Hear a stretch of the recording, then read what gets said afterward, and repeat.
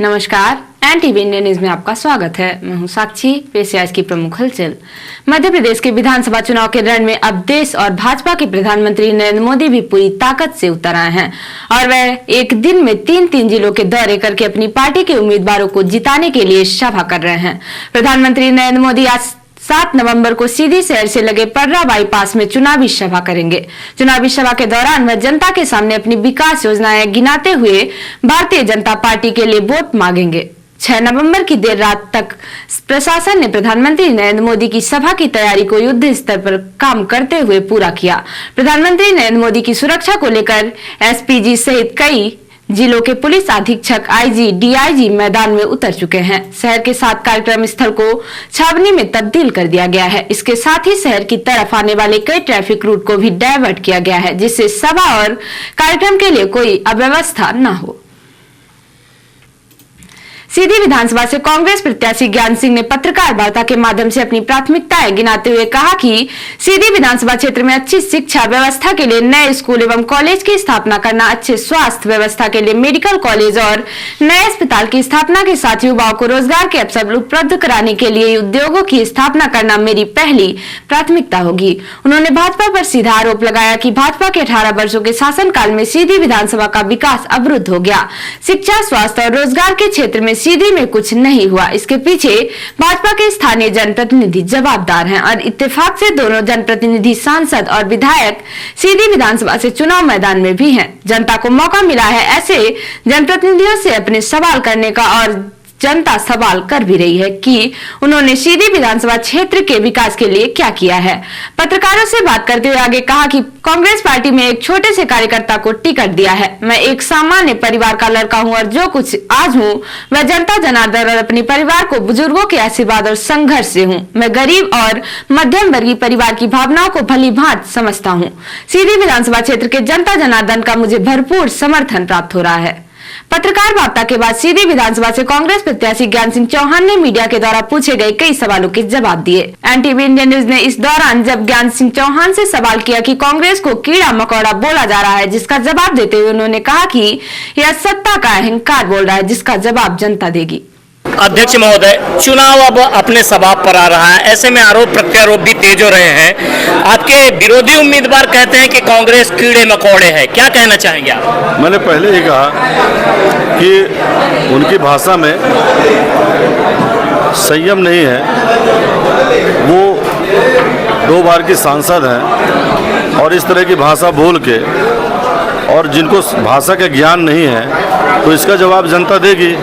वो जो बोल रहे कीड़े मकोड़े, इसका मूल्यांकन जनता करेगी कि इतनी बड़ी देश की सबसे पुरानी पार्टी के बारे में इस तरह टिप्पणी कर रही है, तो ये अहंकार उनका बोल रहा है।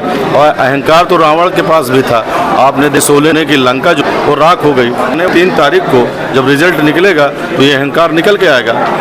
यहाँ पे 2 तरह की भाजपा से आपका मुकाबला हो रहा है। पंडित केदारनाथ शुक्ला जी हैं जो अब निर्दलीय टेम्पो चलाने लगे हैं, टेम्पो चुनाव चिन्ह लेकर आए हैं। कांग्रेस है, भाजपा है, राम प्रताप यादव हैं, वो भी अपना जोर दिखा रहे हैं। आपकी लड़ाई किससे होगी, कहाँ जा रही? मैं तो किसी को अपनी लड़ाई में मान नहीं रहा, इसलिए कि मैंने पहले कहा कि हम अपना वचन पत्र लेके जनता के बीच में जा रहे हैं और जनता का जन समर्थन मुझे जन समर्थन मिल रहा है। इसका कारण है, इस साल में महीने आप छोड़ दीजिए तो हर वर्ग के लोगों का शोषण हुआ है, चाहे वो महिला हो, चाहे वो नौजवान हो, चाहे वो किसान हो, चाहे वो व्यापारी हो, हर वर्ग का शोषण हुआ है। जनता 17 तारीख का इंतजार कर रही है। 17 तारीख को अपार जन समर्थन के साथ 3 तारीख को जब रिजल्ट निकलेगा तो आप देखेंगे कि कांग्रेस पार्टी भारी बहुमत से जीत रही है। प्रधानमंत्री भारत सरकार के जिले में प्रस्तावित कार्यक्रम तथा पुलिस अधीक्षक सीधी द्वारा प्रस्तुत प्रतिवेदन एवं सुरक्षा को दृष्टिगत रखते हुए कलेक्टर एवं जिला दंडाधिकारी साकेत मालवीय ने मोटरयान अधिनियम 1988 की धारा 115 से पठित मध्य प्रदेश मोटरयान नियम 1994 के नियम 215 में प्रदत्त शक्तियों के तहत आदेश जारी कर सभी भारी एवं मालवाहक वाहनों खाली अथवा लोडेड का आवागमन टिकरी से मडरिया की ओर आने वाले, मझौली से सीधी की ओर आने वाले, पटपरा से सीधी की ओर आने वाले एवं चुरहट से सीधी परिधि की ओर आने वाले मार्गों में दिनांक 6/11/2023 की रात्रि 10 बजे से दिनांक 7/11/2023 की रात्रि 10 बजे तक के लिए प्रतिबंधित किया गया है।